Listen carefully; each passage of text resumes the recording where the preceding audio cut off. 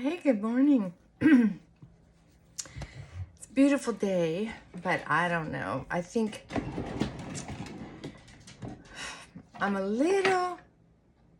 moving a little late today. It's Sunday, and I did not go anywhere this morning.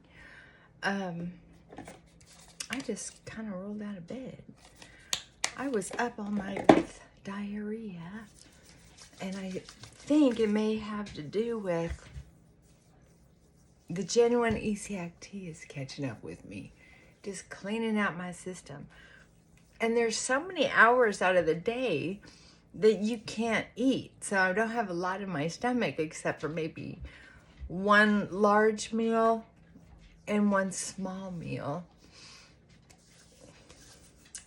a day. And then there's those other 3, 6, 9 waking hours of no food and then sleeping, I don't know, 5 to 7 hours with no food. So I think, Frankie, what are you doing? Jump. I know, it's crazy. So how are you? What's going on? Are you doing okay? I'm doing okay. It's a beautiful day out. I'm gonna go get out in it, take the dogs for a run or walk. Either way, they like it. Looking outside and the leaves are changing. Fall's here.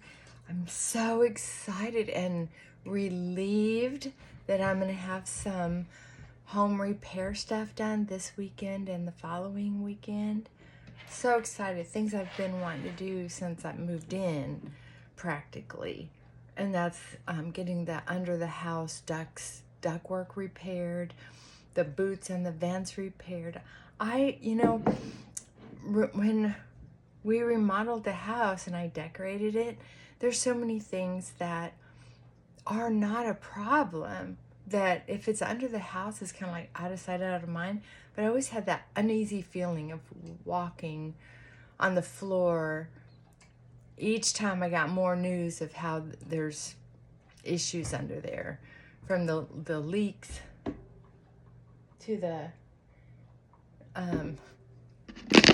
what are you chewing on? Are you chewing your fingernails? Okay.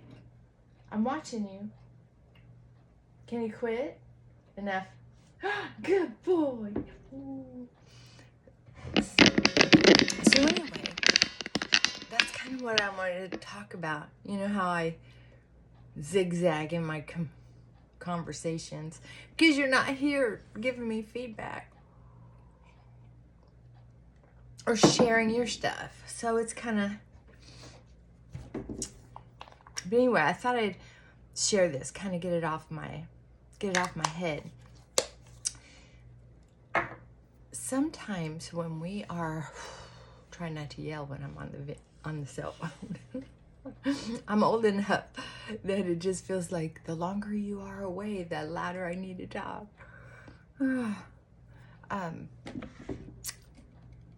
When I'm noticing how perfectly sane people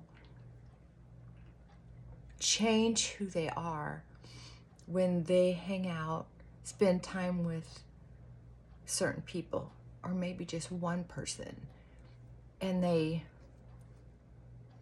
or maybe it's that they're the same with most everybody, but when a word or a phrase or a smell happen, or a situation, an incident happen, everything in their body shifts and changes.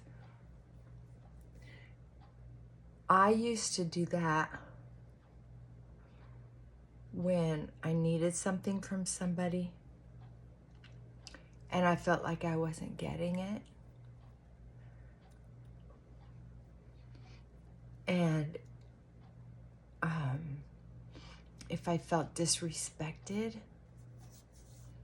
and if I didn't get something when I thought I should have it in my hand, I felt like I was never going to get it.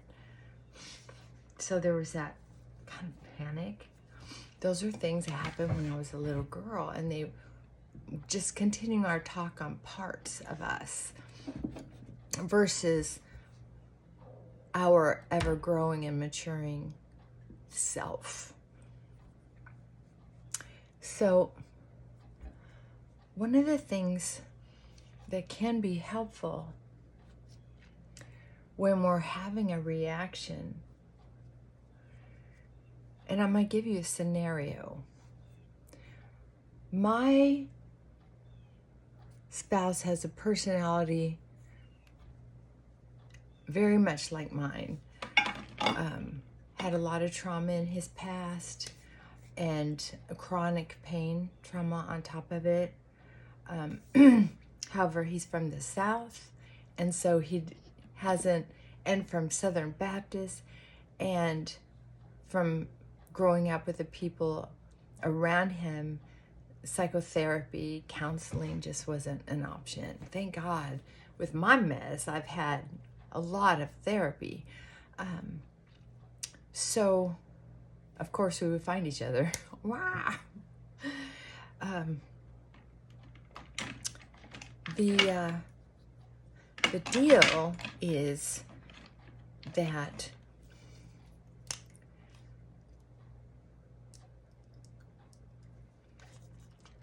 we would be having a conversation, and everybody comments about how handsome he is, especially with his eyebrows and his dark hair with the gray at the temples. And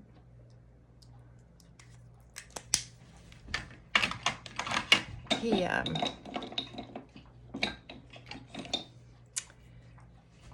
can have, you know how they say, hey, quit, resting bitch face. Well, he can have that in a second, and he can be, it worked okay when he was in business, when he needed it, but in a personal life, it can be, to my triggers, very offensive, because he's having these thoughts in his head and goes into that mode. And whether he's just resting his face or he's expressing himself through his face, thinking he's not giving away the whole ball of fire, he's just giving a little bit. And whatever that is all about, you know, I'm not trying to be his mind reader. Power off. But what happens is it sends so many triggers that I had to work hard to rationalize with myself what was going on for me, working on all those triggers. And I've seen a lot of people do it with their kids, that their kids will say or do something, or somebody else will say or do something about them, and they get triggered off into some kind of hurricane storm. I know that was probably redundant. It's not just a little rainstorm, it's a big deal. So for therapists and gurus to say, just take a breath, breathe, have a seat, go for a walk, drink some water, count to 10. It feels like the power that it would take to do those things seem so trivial to understanding what the human body is going through when it's truly triggered. Almost seems offensive to be told that those solutions would be helpful. So I can tell you that one of the best things that ever happened to the sanity that I wanted to have here at home, but I didn't quite know how to get it. One of the techniques I used was holding on. And that is not just touching and feeling, like they say in a lot of therapy sessions, just touch something, smell something, get back in the room. It's like, stop talking to me like a sane person. Because when I'm going through it, I'm not sane. I'm losing my mind, right? So it took me several years to be stimulated in such a way that caused those triggers to come up. You know, and there were other pressures in life. Work and the society, politics, the government overreach, in my opinion. So much was going on that it challenged my spiritual growth, and a lot of that went to the wayside for a while just to get by. Just to get by.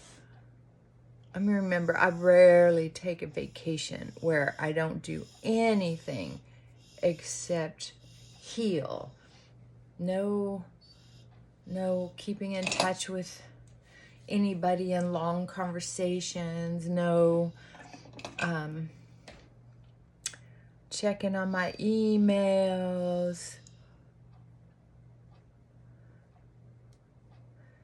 No society. It's usually going somewhere where I can be alone. So I rarely do that, but that's what I had to do to get my sanity back and recenter. And then I could start getting back on track again.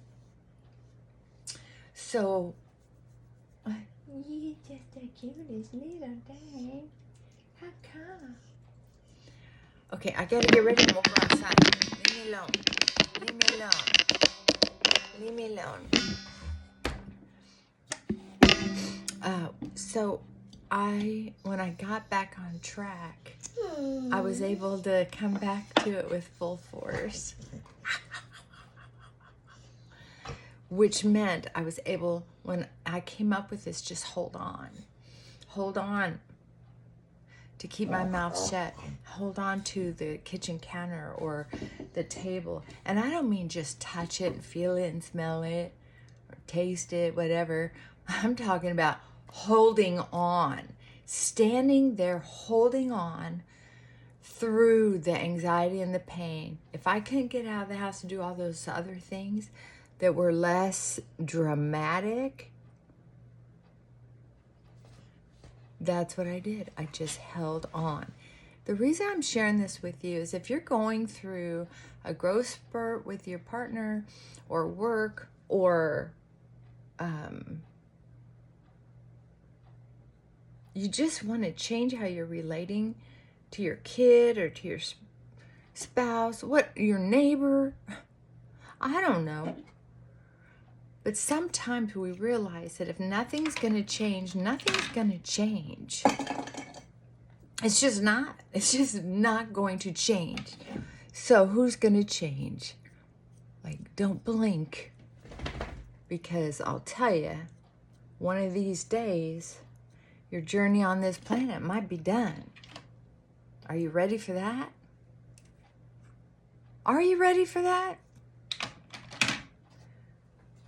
God, what a horrible thing to think that my journey would be done and I wasn't able to enjoy at least a modicum of peace in my own home, and wasn't brave enough to sacrifice whatever it took to make that happen, even if it meant letting whoever run amok, but to not let it affect me. Or for me to be able to have healthy boundaries. But I had to start with the healthy boundaries myself. If I didn't want to hear crap come out of his mouth at me, I had to stop defending myself in a way that was antagonizing. Not that I think I did it in the wrong way, but he thought I was doing it in the wrong way. Yeah. He's so old-fashioned, he thinks a woman should behave in a certain way, I guess. I don't know. But what I decided was it was none of my business what he was thinking. That was the magic potion. It's none of my business what my neighbor, I just poked myself in the eyeball. Not too bad though, thank goodness. And easy cleanup, thank you. The thing is, what other people think of me is none of my business.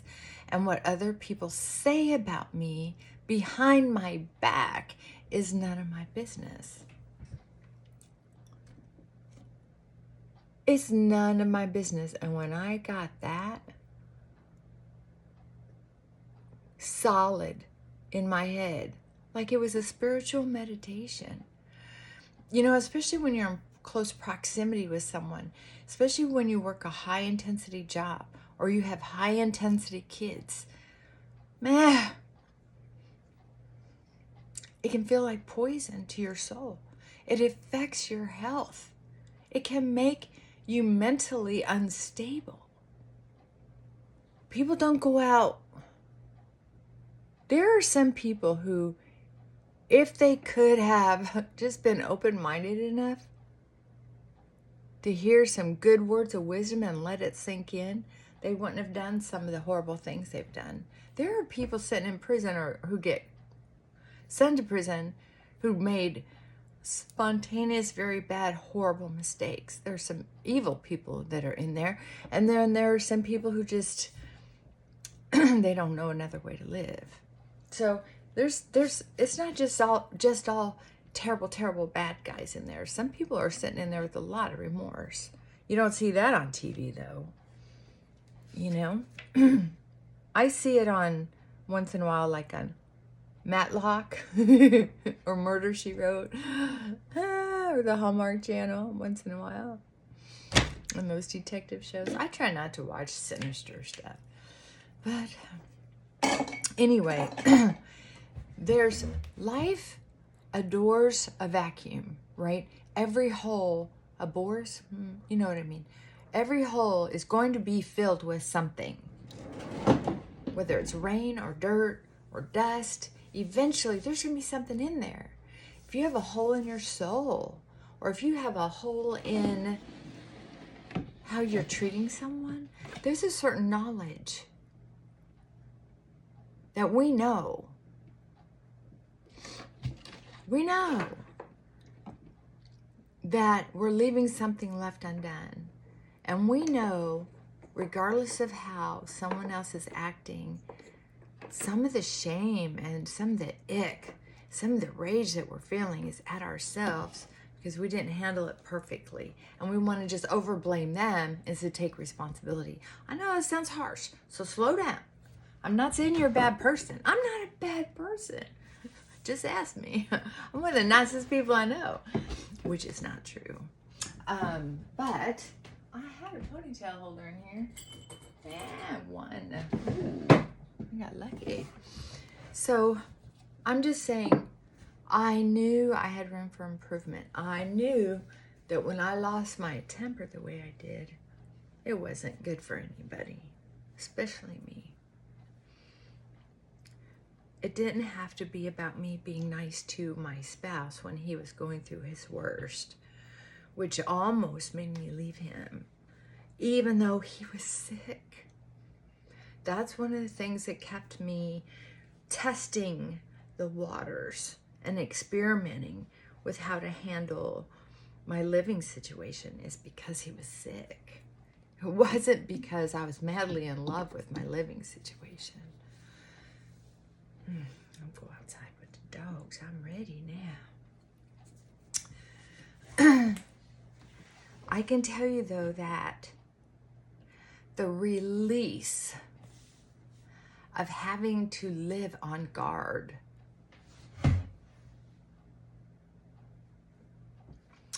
feels like freedom. Feels like freedom. So if you're curious, give it a try, holding on. I don't think enough therapists emphasize, and I've watched some, because I thought, maybe I need to learn not the information. I feel like I have some of the same information of other therapists, but I think one of the things that happens is as I'm talking to someone, I can tell that they're not going to take just certain level of basic, whimsical counselor jargon very well. They want to hear from someone who's been there, done that, someone who somehow can understand their pain or the situation they're in. They need that. They need you to meet them where they're at, somewhere in that neighborhood. And I've just watched so many people talk about healing from trauma, from horrible things they've seen or been through, or knowing that a loved one went through something horrible, or seeing it on TV, something horrible, or on videos.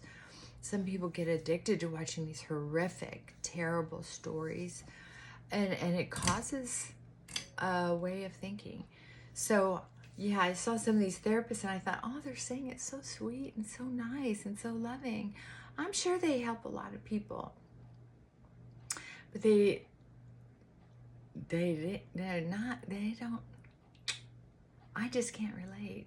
So I'm glad I have the guts to really, kind of get in there in the trenches and kind of get messy. And it's not just with clients, I do it with myself. It's like, how do I find a moment to breathe when I just want to rip somebody's arm off and beat them with it? I mean, right, I'm not going to do that. I'm just saying, in the moment, these like, I want a divorce, I want to pack up all my shit, I hate you and what you've done to me. These thought bubbles going off. How do I reach the next level of improvement in my soul, in my spirit, in my journey with God before I die? How do I get there and not give up everything that I have without being ready? How do I get there? And sometimes it's just hold on. Just hold on. Just hold on. Don't say anything. Keep your mouth shut. If you can, if it's safe, ask your doctor or your mental health provider. But I'm just saying, for me, that's one of the techniques I used. I'm holding on to the dresser. I'm holding on to my dog. Just hold on. Rock if you have to. I remember my spouse would say, "Are you all right?" Because he thought maybe I was having a stroke or seizure or something. I'm like, I just can't think of anything to say. I didn't say anything digging. I didn't say, I can't think of anything to say that's not going to make things worse. I didn't say that. I'd say things like, I just need a timeout because I am not being my best self. That was one of my favorite things to say. I'm not being my best self and I want to be. So I need to stop talking. Because that was true. I'm telling you what, it's a journey. There are some people who get awakenings really fast early in therapy, early in their own self-therapy, I guess, right? You don't always have to have an outsider help. You can do it on your own. You just have to pay attention. I think that's all I got. I got to get these dogs out of the house. All right. Mwah. Bye for now.